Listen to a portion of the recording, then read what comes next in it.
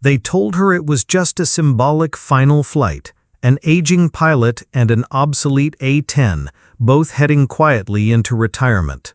No weapons loaded, no mission authorized, just a one-way trip to the aircraft boneyard until a desperate radio call changed everything. 30 soldiers trapped, no support coming, just one unarmed warthog standing between them and certain death. What would you do if following orders meant abandoning fellow Americans to die?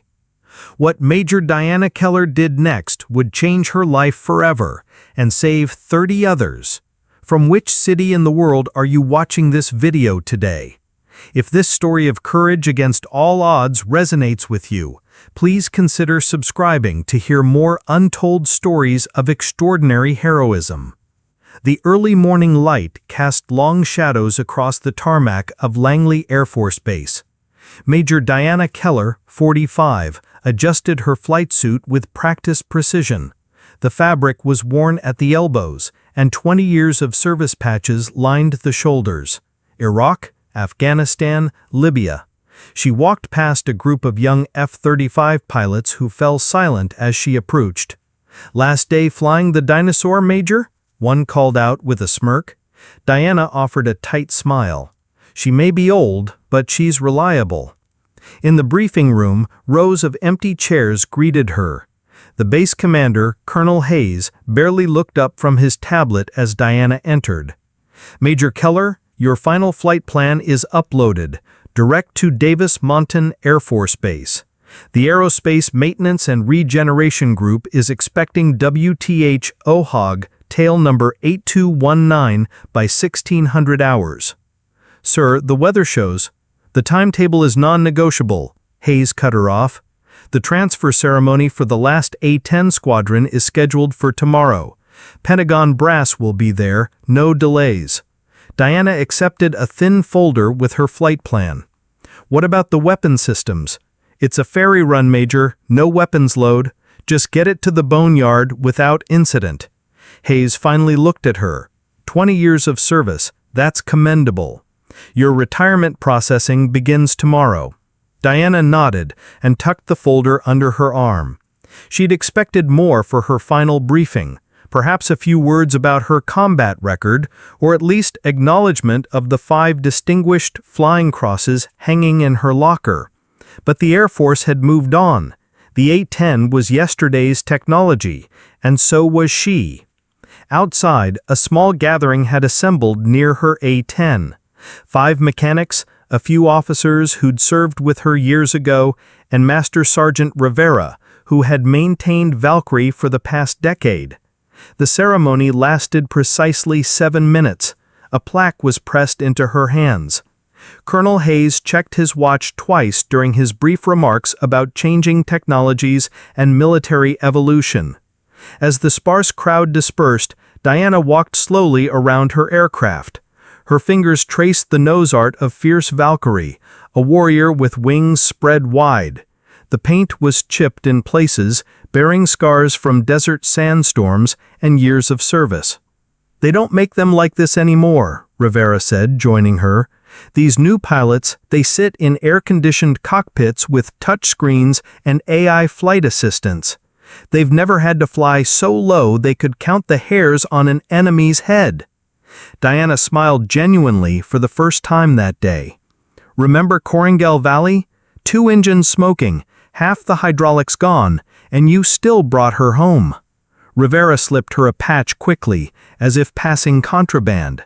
It showed the A-10 silhouette with the words Warthog Guardian embroidered beneath it. From the 10th Mountain Division. They never forgot. Kandahar, 2017. Diana tucked it into her pocket. "Thank you, Chief." Rivera cleared his throat. The guys wanted to load her up one last time, give the old girl a proper send-off, but orders came down personally from the Pentagon. Ferry configuration only. Diana nodded. "Politicians afraid I might go rogue and start my own Air Force." Rivera chuckled. "You know how it is. The day the last warthog flies is a big media day for them. They want it clean and simple." Nothing in combat is ever clean or simple. That's why those boys in the F-35s will never understand, Rivera replied. They launch missiles from 30,000 feet. They never hear the troops calling for help. Diana patted the aircraft's armored skin. Ready for the pre-flight? She's topped off and inspected. Perfect mechanical condition. Rivera paused. I made sure of it. The pre-flight checklist was so familiar Diana could recite it in her sleep. Each switch, each gauge had its place in the ritual. The titanium bathtub cockpit embraced her like an old friend as she climbed in. As she strapped in, Diana whispered, "Last dance, old girl." The twin General Electric turbofans whined to life. Through her headset came the tower's voice. Valky 219, you are cleared for takeoff, runway 29er, winds 5 knots from the southeast. Diana taxied to position. As the A-10 accelerated down the runway, she felt the familiar push, the aircraft eager despite its age. They rose into the morning sky, and Diana banked gently to the west. Goodbye, she whispered to the coastline falling away behind her. 3 hours into the cross-country flight, Diana navigated around building thunderheads. The weather system wasn't on the morning briefing, larger and more intense than predicted. Below, the terrain had shifted from farmland to the rugged foothills of the Appalachians. Her radio crackled. All aircraft be advised. Temporary restricted area in effect over grid coordinates 387812. Military operations in progress. Diana checked her navigation screen. The restricted zone wasn't on her charts, and it was directly in her path. She radioed flight control. Memphis Center, Valkyrie 219. Request clarification on new restricted area not showing on my charts. Valkyrie 219, divert south 30 miles, maintain altitude. Diana adjusted course, but something didn't feel right. Special operations didn't typically establish air restrictions so quickly, without notice to all military flights. 20 minutes later, static broke through her radio, followed by fragments of a transmission. Heavy fire, requesting immediate, casualties mounting, coordinates 38749er. Diana immediately responded. Station, broadcasting emergency. This is Air Force Valkyrie 219. Please repeat. More static. Then, pin down on 3 sides. Enemy forces. No air support available. Memphis Center, Valkyrie 219. I have positive contact with U.S. forces under fire. Request immediate authorization to provide support. Colonel Hayes's voice cut through. Major Keller, you are flying an unarmed aircraft on a direct transfer mission. Your orders are explicit. Proceed to Davis Mountain immediately. Sir, there are American troops about to be overrun. That is not your concern, Major. The area you are approaching is beyond your authorization. Any deviation from your flight plan will result in court-martial. Do you understand? Is a matter of national security. You are not cleared for this information, and you are flying an unarmed aircraft, incapable of providing support. Now maintain your course. Diana had served long enough to read between the lines. Something had gone wrong with the black operation, and someone high up had decided those troops were expendable, or perhaps they were being written off as already lost. I need an answer. Major Diana took a deep breath. Command, I copy all, but there are 30 Americans about to die down there. That is an order, Major Keller. The Pentagon has explicitly... Diana switched frequencies. Captain Reynolds, Valkyrie 219, inbound to your position. I'm unarmed. Repeat, no weapon systems, but I'm coming. Valkyrie, be advised we are taking heavy fire from the northern ridge. Any support, even a show of force. Diana banked the A-10 sharply, feeling the airframe protest. The weather radar showed she'd be flying directly into the leading edge of the storm. Her command radio blared. Major Keller, return to course immediately. This is a direct order. Command, Valkyrie 219, she responded calmly. I'll accept the consequences. 30 lives outweigh my retirement benefits." She killed the command frequency and focused on the terrain ahead. The A-10's heads-up display showed the coordinates of the embattled unit. Diana dropped altitude following the contours of the hills, using the terrain to mask her approach. "Captain Reynolds, this is Valkyrie. I need a situation report and your exact position. We're in a dry riverbed. Enemy forces on 3 sides. Northern ridge heavily fortified. They have at least 2 heavy machine guns and RPGs. We've lost our communications specialist and air controller. Who am I speaking with again?" "Captain Mark Reynolds, ma'am." Diana's memory clicked. "Reynolds, Kandahar, 2017. The radio hissed with static for a moment, then with audible surprise. "Major Keller, is that really you?" "It's me, Captain. Looks like you've got yourself in another tight spot. You have no idea how good it is to hear your voice, Major. But if you're flying ferry to the boneyard, you've got no weapons." Diana's mind raced. The A-10 was designed around its massive 30mm GAU-8 Avenger Gatlinguna weapon that could shred tanks and strike fear into any ground force. But today, the gun was empty, the weapon pylons bare. "I've got something better than weapons, Captain. I've got a reputation. Now tell me exactly what you're facing." As Diana prepared for her approach, she remembered Kandahar. Reynolds had been a lieutenant then, his unit pinned down, much like today. She had arrived with a full weapons load that day, raining destruction on the enemy positions. Today would require more creativity. Diana pushed Valkyrie into a steep descent, emerging from cloud cover with deliberate noise and spectacle. The distinctive sound of the A-10's engine is an infamous burr machine, howled across the valley. Even without firing, she'd used that psychological edge to maximum effect. "Captain Reynolds, I'm making my first pass from the west. I need your smoke if you have it." "Popping yellow smoke now, Major." Diana spotted the yellow plume rising between steep rock walls. The riverbed was a natural trap for an ambush. Through her canopy, she could see muzzle flashes from the northern ridge line. The Special Forces team was pressed against the southern wall of the ravine, using boulders for minimal cover. She dropped lower, flying directly over the enemy position at just 500 feet. The psychological impact was immediate. Several fighters scattered for cover, expecting the devastating 30mm cannon fire A-10s were famous for. "Whiskey 3-1, they don't know I'm unarmed. I'm going to exploit that as long as possible." Diana pulled a tight turn, feeling G-force press her into her seat. The aircraft protested. It wasn't designed for aerobatics, but responded to her experienced touch. "Major, be advised," Reynolds radioed. "They have shoulder-launched missiles. We've confirmed 2 launchers." Diana's heart pounded. Without countermeasures, a single hit would be catastrophic, but she'd come too far to turn back now. "Captain, I need to know exactly where those missile teams are positioned," Diana called into her radio, scanning the ridgeline intently.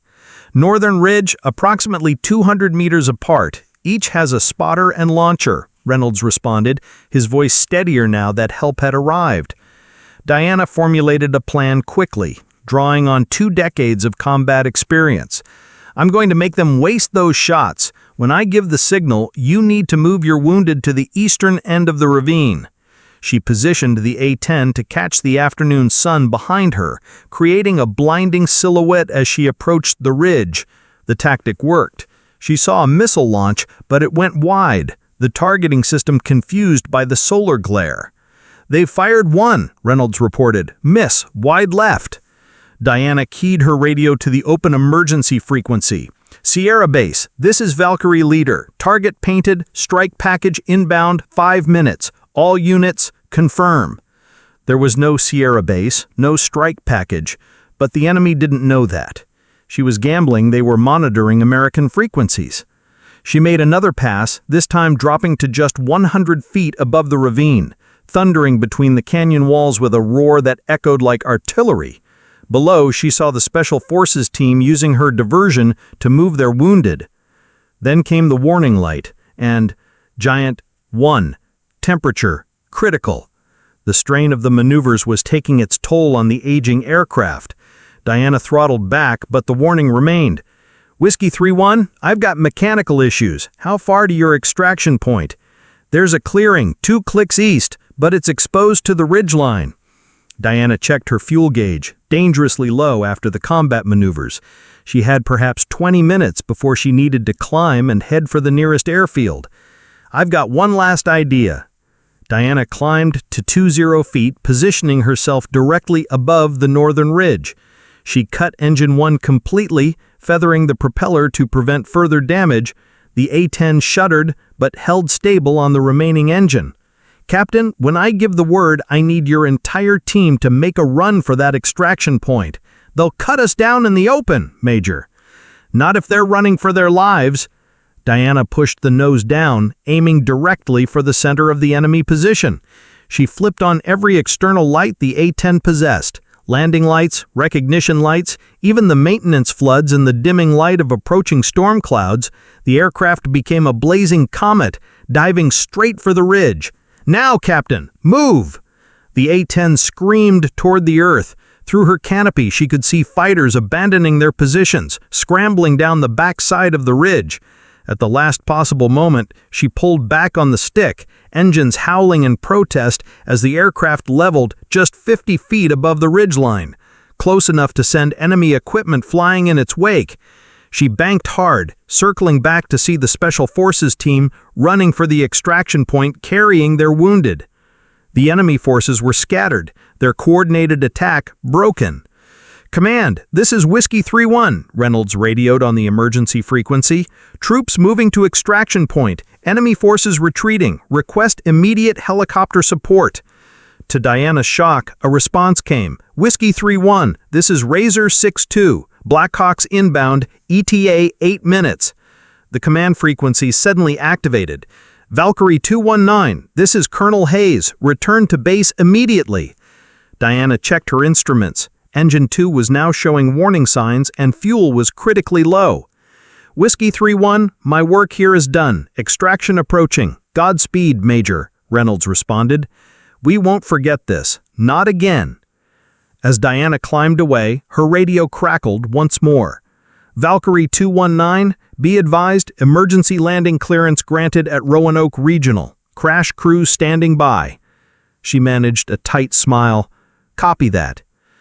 Command limping home, Diana nursed the wounded A-10 through increasingly turbulent skies. The storm had intensified, and with only one functioning engine, every air pocket felt like a roller coaster drop. The fuel gauge needle hovered just above empty. Roanoke Tower Valkyrie 219, 5 miles out, requesting direct approach runway 16. Valkyrie 219, cleared for emergency landing, runway 16, wind gusting to 30 knots, moderate rain. Diana could see the airport now, its lights blurred by sheets of rain. She kept the aircraft steady, fighting the crosswind. The remaining engine coughed once, causing her heart to skip a beat. Come on, old girl, just a little further. The runway threshold appeared through the rain. Diana lowered the landing gear, watching for the 3 green lights that would indicate successful deployment. The lights winked on, and she eased the A-10 down. The touchdown was firm, but controlled. As the aircraft slowed, the second engine finally quit. Diana used the remaining momentum to clear the runway, coming to a stop just as the crash trucks arrived, red lights flashing through the downpour. She sat motionless for a moment, hands still gripping the controls, the sudden silence broken only by rain drumming on the canopy. Then she methodically shut down the systems and popped the canopy. A fire crew chief helped her down from the cockpit. Major, are you injured? Diana shook her head, rain soaking her flight suit. The aircraft needs attention more than I do. An Air Force security detachment was waiting inside the terminal. Their commander, a stern-faced captain, stepped forward. Major Keller, I'm ordered to place you under escort. Colonel Hayes is en route to debrief you. Diana nodded, too exhausted to argue. She was led to a small office where she sat alone for nearly an hour, watching the storm through a window. Finally, the door opened, and Colonel Hayes entered, his uniform immaculate despite the weather. Major Keller, his voice was ice. You disobeyed a direct order, endangered a $30 million aircraft, interfered in a classified operation. Give me one reason why I shouldn't have you court-martialed right now." Diana met his gaze. 30 men are alive who would be dead, sir. That wasn't your call to make. With all due respect, sir, when I hear American troops calling for help, it is my call." Hayes paced the small room. "You have no idea what you've done. That operation was compartmentalized for a reason. There are international implications. What about the implication of leaving our people to die?" Hayes slammed his hand on the desk. "Those men knew the risks. Sometimes sacrifices have to be made for the greater mission." Diana stood, her fatigue replaced by cold anger. "Is that what you tell yourself, sir? That those men are acceptable losses? I've flown combat for 20 years. I've lost friends. I've made hard calls. But I have never abandoned our people." "You're not seeing the big picture, Major. I saw 30 men about to die. That picture was clear enough." Hayes stared at her for a long moment, then his posture softened slightly. "The Secretary of Defense is personally involved now. This has gone all the way to the top." Diana sat back down, suddenly aware of how much her legs were shaking. "Then I'll explain my actions directly to him." "That won't be necessary." Hayes checked his watch. "The helicopters extracted all 30 personnel successfully. Captain Reynolds made sure his superiors knew exactly who to thank for that." Diana felt a wave of relief wash over her. "They all made it out?" "Yes, and the intel asset they were protecting is secure." Hayes sighed. "Which is the only reason you're not in a cell right now." Before Diana could respond, there was a knock at the door. A young lieutenant entered. "Sir, the Pentagon is on the secure line." Hayes nodded. "Wait here, Major. This isn't over." Left alone again, Diana closed her eyes. The adrenaline was fading, leaving bone-deep exhaustion in its wake. She'd likely sacrificed her career, her pension, possibly even her freedom. But Reynolds and his men were alive. That was what mattered. The door opened again. 30 minutes later, Hayes returned with a different expression on Diana couldn't quite read. "Major, you're to report to the Pentagon at 8 o'clock tomorrow. A transport is being arranged." "Am I under arrest, sir?" "No, not at present." Hayes hesitated. "The Secretary wants to speak with you personally." Diana nodded. "I understand, sir. Do you understand what you've done today? The protocols you've broken? The diplomatic situation you've complicated?" "I understand that I did what I believed was right." Hayes studied her for a moment. 20 years ago, I flew F-16s in Iraq. My squadron was ambushed during a ground maintenance stop. We were surrounded, taking heavy fire. Command ordered all air assets to stay clear due to surface-to-air missile threats. He paused. An A-10 pilot ignored those orders, flew in so low the enemy couldn't track her. Saved my life and 12 others. Diana remained silent. "Your file says you were stationed at Balad in 2003. "Yes, sir." "Then I suppose I owe you twice now." Hayes straightened. "Get some rest, Major. Tomorrow will be complicated." The Pentagon briefing room was crowded when Diana entered the next morning. Generals, admirals, intelligence officials, far more brass than she had expected for what should have been a simple disciplinary hearing. A silver-haired man at the head of the table stood as she was escorted in. "Major Keller, Secretary of Defense Alan Mitchell, please be seated." Diana sat, back straight, eyes forward. The secretary studied her for a moment. "Major, I've reviewed the preliminary report on yesterday's incident. Colonel Hayes has recommended administrative discharge for disobeying direct orders. General Williams from Special Operations Command has recommended a commendation for extraordinary service. Rather paradoxical, wouldn't you say?" "Yes, sir." "Before we proceed, I'd like you to hear from someone." The secretary nodded to an aide who opened a side door. Captain Mark Reynolds entered, his uniform pressed despite visible bruises on his face. Behind him came several other operators from his team, all standing at attention. "Captain Reynolds, please share your perspective on yesterday's events." Reynolds stepped forward. "Mr. Secretary, members of the Joint Chiefs, yesterday my team was compromised during a high-value extraction operation. Our primary and secondary extraction plans failed due to weather and enemy action. We were surrounded, outgunned, with multiple wounded. Command informed us that air support was unavailable due to the storm and operational security concern. He paused, looking directly at Diana. Major Keller, flying an A-10 on what was supposed to be her final flight to retirement, diverted to our position, despite direct orders to the contrary. Without weapons, without backup, she executed multiple attack maneuvers that confused and dispersed enemy forces, allowing us to reach an extraction point. One of the operators behind him spoke up. "Sir, I was the medic for ODA 5384. We had 3 critically wounded men who wouldn't have survived another hour without evacuation. Major Keller saved their lives." Another operator added, "The enemy forces were convinced the A-10 was armed. Her tactics were so convincing, they abandoned superior positions. I've never seen anything like it." Secretary Mitchell nodded. "Thank you, gentlemen. You're dismissed." After they left the room, the fall fell silent. The secretary turned back to Diana. "Major, what you did was technically a court-martial offense. You disobeyed orders. You interfered in a classified operation. You risked a valuable military asset." "Yes, sir. However, you also demonstrated exceptional judgment, courage, and skill. The kind of qualities we can't afford to lose." The secretary picked up a folder. "I've reviewed your service record. 5 distinguished flying crosses, over 200 combat missions, consistently exemplary evaluations." He closed the folder. "The A-10 program is being decommissioned. That decision won't change, but your career doesn't need to end with it." Diana looked up, surprised. "We're establishing a new Close Air Support Tactics Division at Air Force Special Operations Command.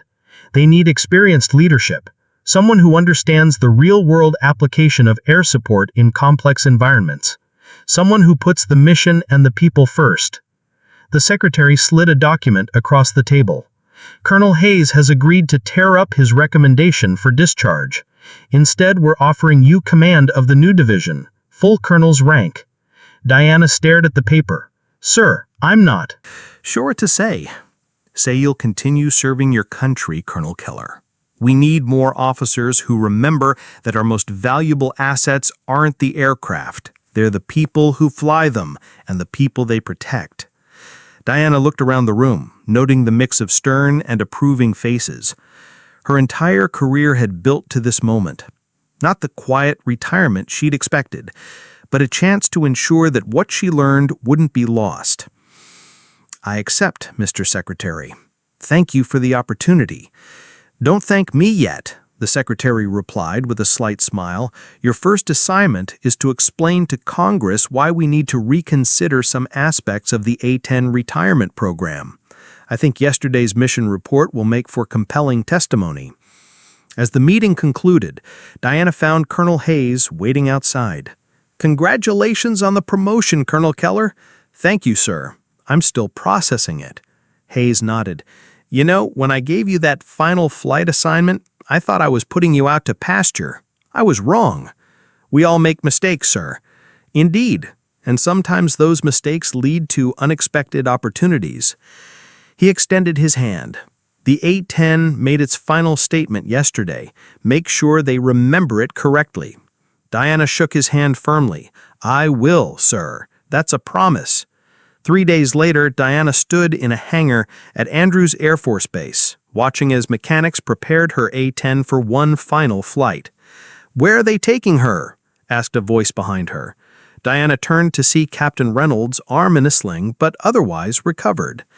"The Smithsonian," she replied. "Apparently someone leaked helmet cam footage from your team. The secretary thinks Valkyrie has earned a place of honor." Reynolds smiled. "The Warthog's last roar. That's what they're calling it online. Gone viral." "Fitting name," Diana mused, watching as the ground crew finished their work, "though I suspect the A-10 might have a few roars left in her yet." "I hope so. There's nothing else like it." Reynolds hesitated. "My men wanted you to have this." He handed her a small box. Inside was a silver pinna, miniature A-10, with the words, "When others won't," engraved beneath it. "We had it made after Kandahar. Every man in my unit wears one. Seemed right that you should have one too." Diana closed her hand around the pin. "Thank you, Captain. No, thank you, Colonel, Reynolds saluted sharply, for remembering what this is all about. Diana returned the salute, then turned back to watch as the mechanics applied fresh paint to the Valkyrie nose art. Tomorrow she would begin building her new command, but today she would honor an old friend who had carried her through 20 years of war and brought 30 men home one last time. 3 months into her new role as commander of the Air Force Special Operations Command's Close Air Support Division, Colonel Diana Keller stood before a congressional subcommittee. The chamber was packed with military officials, industry representatives, and media.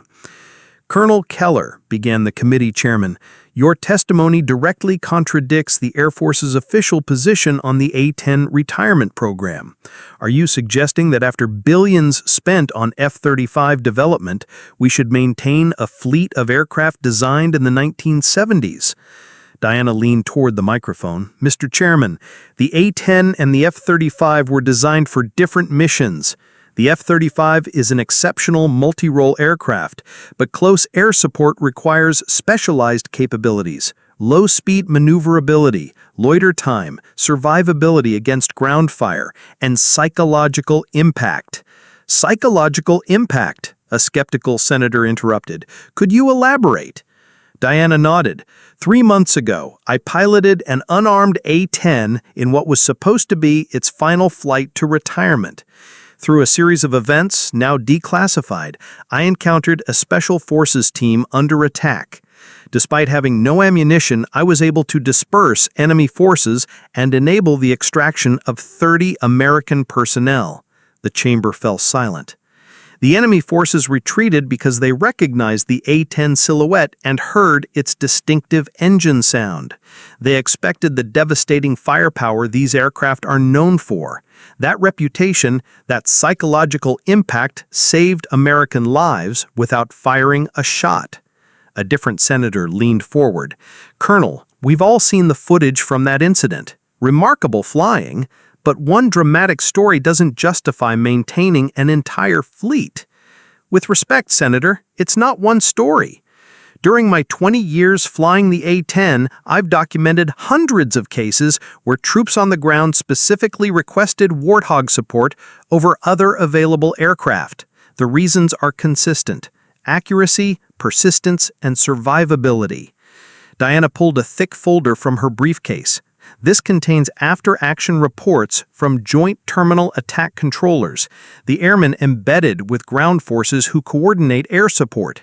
93% expressed concern about losing the A-10's capabilities. The chairman frowned. "Colonel, what exactly are you recommending?" "A hybrid approach, sir.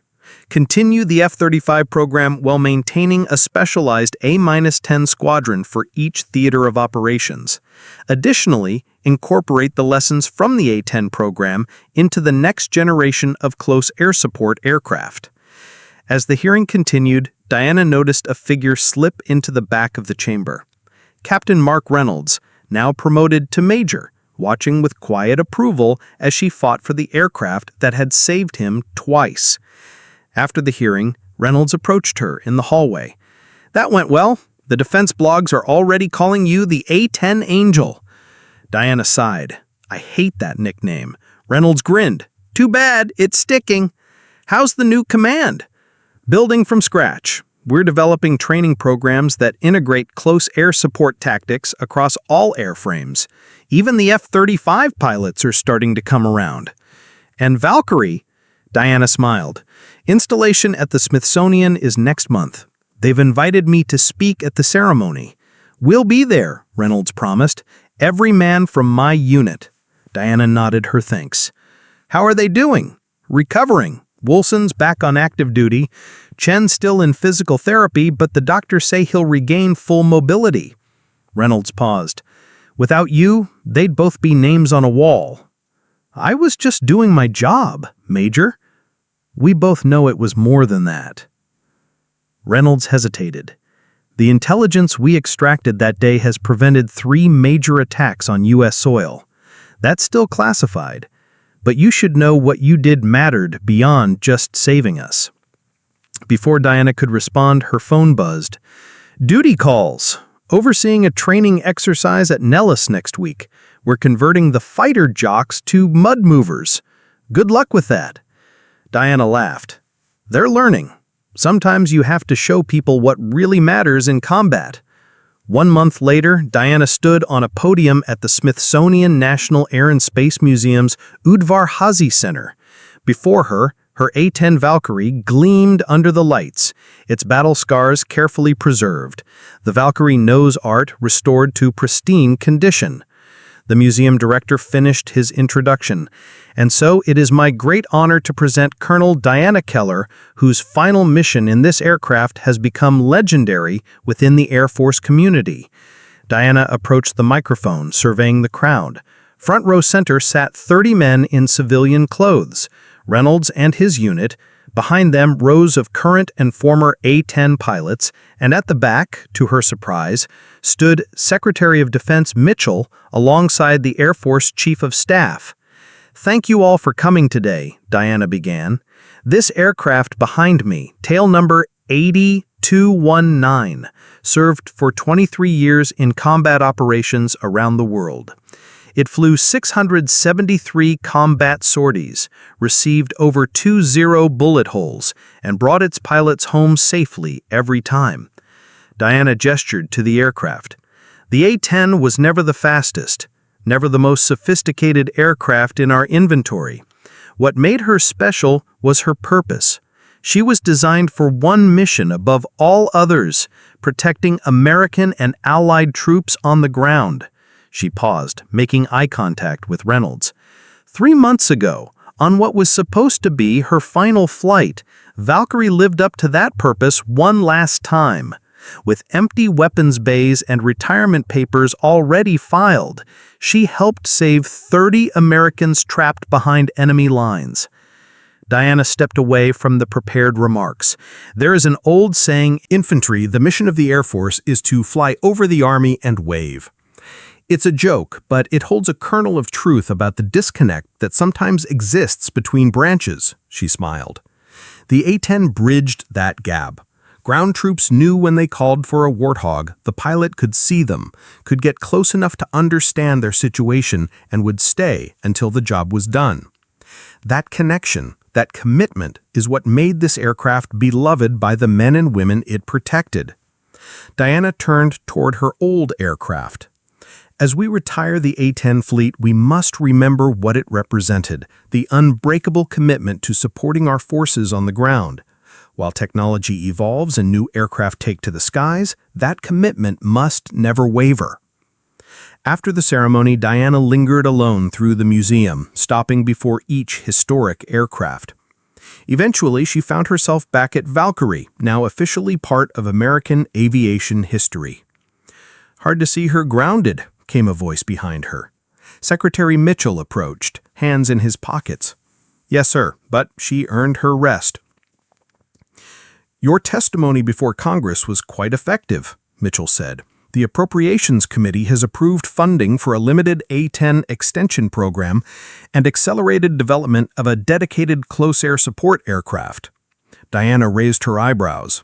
"That's unexpected." "Not really. They watched the footage from Reynolds' helmet cam. Seeing an unarmed, obsolete aircraft save 30 men made quite an impression." Mitchell studied the A-10. The general in charge of the F-35 program was furious, of course. "I can imagine, sir. He'll get over it." Mitchell turned to face her. "Your training program is showing promising results. The Joint Chiefs are interested in expanding it." "We've only just begun, sir. There's much more to do." "Always is," Mitchell smiled slightly. "The President would like to meet you." Diana blinked in surprise. "The President?" "You've become something of a symbol, Colonel. The pilot who wouldn't abandon her men, even on her last flight. It resonates with people." "I was just doing my job, Mr. Secretary." "We both know it was more than that." Mitchell gestured to the A-10. "This aircraft is here because of what it represents, the idea that we never leave our people behind, regardless of cost or consequence. The President feels that's a principle worth highlighting in these divided times." After the Secretary departed, Diana lingered near her aircraft. A museum guide was already leading a tour group, explaining the A-10's history. This specific aircraft, the guide was saying, made headlines earlier this year during the Warthog's last roar incident.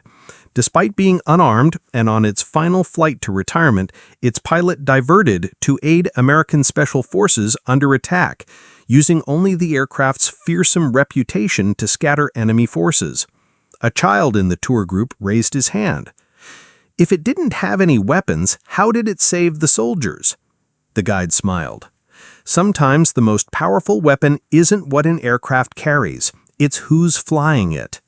Diana slipped away before she could be recognized, making her way toward the exit. Her phone buzzed with messages from her command staff, training schedules to approve, curriculum to review, a new generation of pilots to prepare. The future waited for no one. 2 weeks later, Diana stood on the flight line at Nellis Air Force Base, watching her trainees prepare for a complex exercise.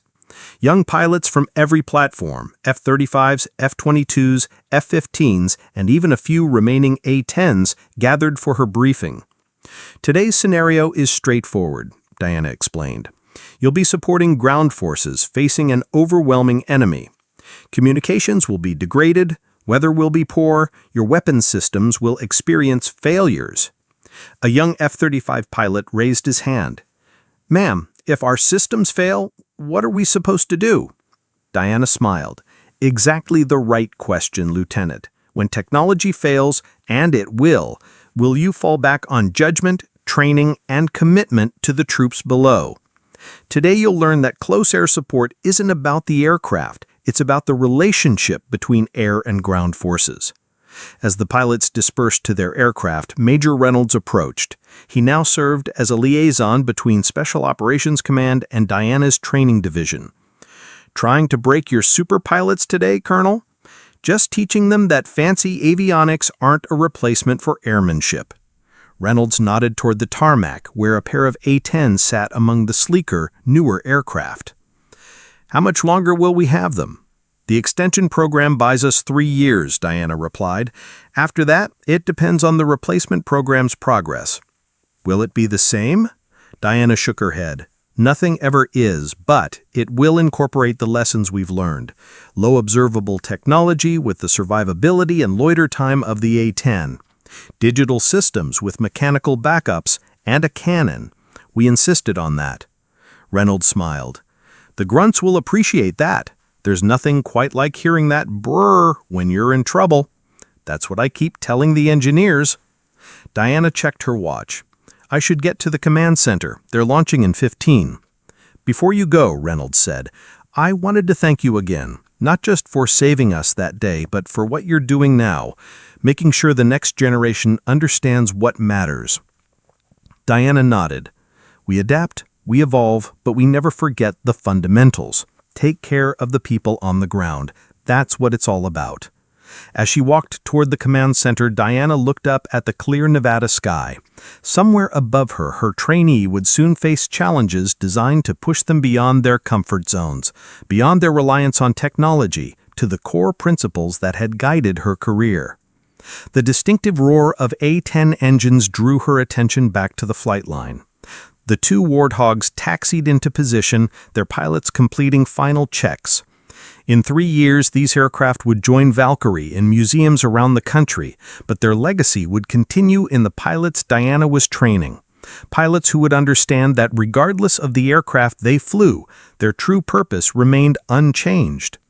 Inside the command center, Diana took her position overlooking the tactical displays. Controllers and evaluators stood ready. As the first aircraft began to take off, a young captain handed her a headset. "We're ready when you are, Colonel." Diana donned the headset and keyed the microphone. "All aircraft, this is Warthog Actual. Welcome to the real world of close air support. Remember, today isn't about your aircraft's capabilities, it's about yours." As affirmations came in from the pilots, Diana smiled. The A-10 had taught her everything she knew about combat flying, about leadership, about what really mattered when lives were on the line. Now it was her turn to pass those lessons on. "Exercise begins now," she announced. "Show me what you've got." The tactical display lit up as the scenario unfolded. Diana watched intently as her trainees faced their first crisis, a simulated communications failure, just as ground forces called for emergency support.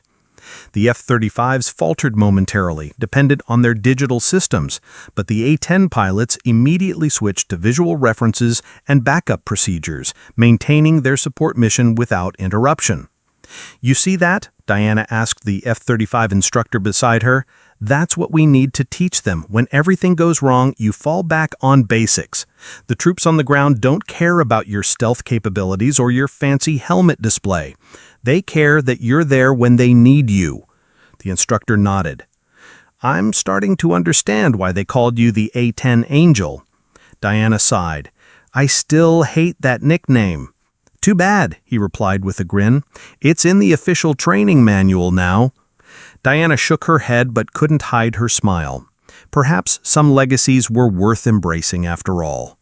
On the display, she watched as one of her F-35 pilots, learning from her A-10 counterparts, successfully adapted to the scenario's challenges. "Progress, not perfect, but progress." "Good," she murmured. "They're getting it." The A-10 would retire. Technology would advance, but the principles Diana had lived by would endure in the pilots she trained, in the program she developed, and in the aircraft display at the Smithsonian that would tell her story to future generations. The mission continued. Above all else, protect those who serve on the ground, no matter the aircraft, no matter the odds, no matter the cost. That was the Warthog's true legacy, and Diana would make certain it never faded away.